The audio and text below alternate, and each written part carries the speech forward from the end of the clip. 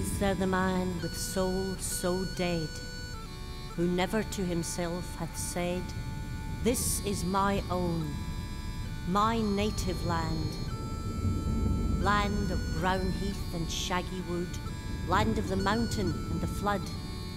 Where's the coward who would not dare to fight for such a land?"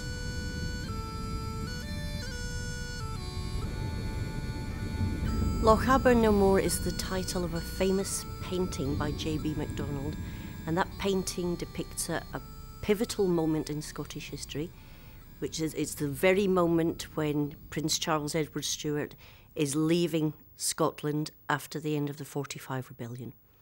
And it's pivotal in Scottish history because it denotes the end of a series of events, which were the Jacobite rebellions, and then the beginning of the dreadful tragedy that befell many Scottish people after those rebellions were over. To me, that's a pivotal moment, and I thought it very appropriate, therefore, for the title of the show. Speed, bonny boat, like a bird on a wing, onward the sailors cry.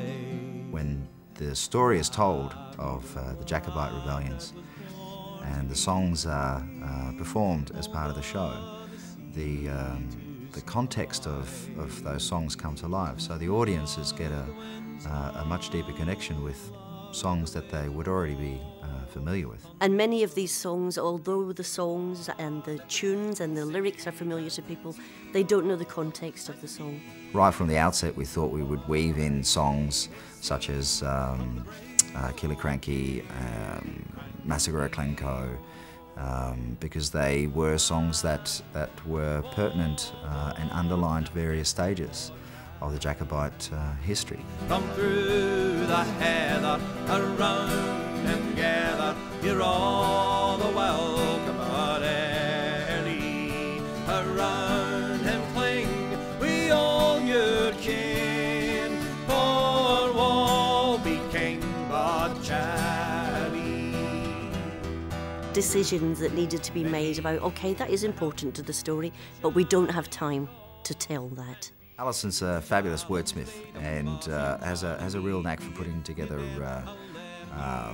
funny rhymes and ditties and whatnot. The songs were very easy. We had all the songs already.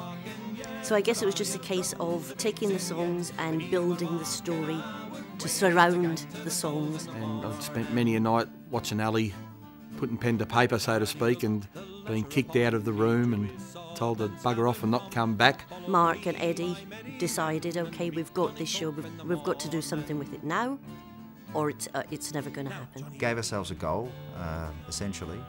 We thought we'd launch it at the Beechworth Celtic Festival. We really put ourselves under the pump prior to that because we hadn't really finalised it until the last minute. We had to get a hell of a lot of work done. And then we worked our bums off for about 3 months and we got it up to speed. And it was an absolute success right from the very first public show. Come through the heather, around and gather, come Ronald, come Donald, come all together, declare him rightful lawful king, for woe became but charity.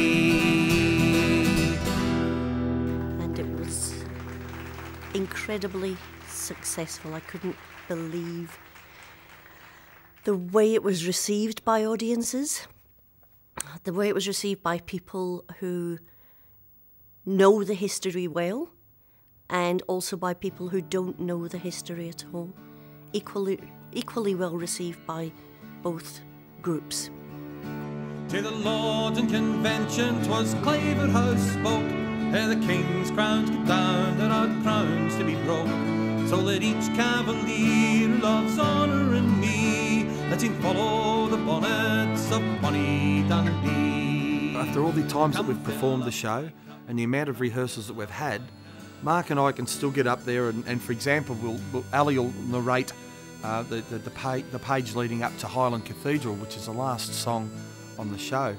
Mark and I will sometimes still have tears down our face because the emotion is still so strong, and it's the hard part in rehearsing and performing the show for me, and I think for Mark as well, is trying to distance ourselves a little bit from the story as it's being told, because if we allow ourselves to get caught up in the narration, we can lose it and get too emotional and not be able to sing or play. So that's really is the hard thing about rehearsing. We've got to deliberately try and steal ourselves from the story a little bit, but not come away from it at the same time.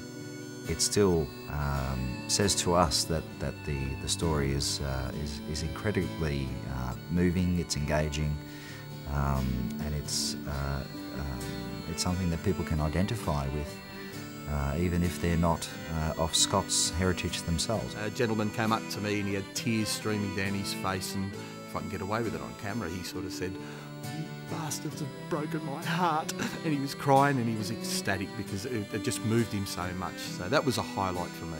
My very favourite moments in the show, and bear in mind we're in a darkened environment, is when the first of the sad tales is told, and that first sad tale is the massacre of Glencoe.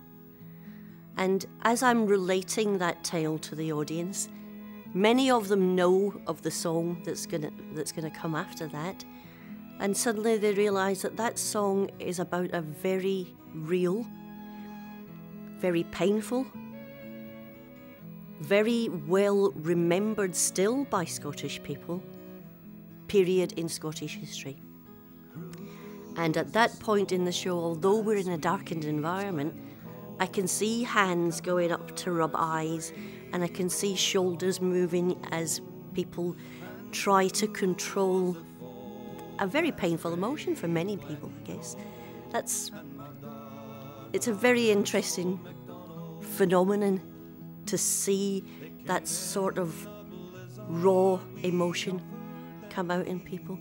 People don't very often display emotion, but audiences who come to see Lochaber No More, they just somehow can't keep that in. So it's an interesting point in the show. Oh, cruel is the snow that sweeps Glencoe and covers the grave O'Donnell, and cruel was the foe that raped Glencoe and murdered the house of MacDonald. Some died in their beds at the hands of the foe, some fled in the night, were lost in the snow, some lived to accuse him, was struck the first blow.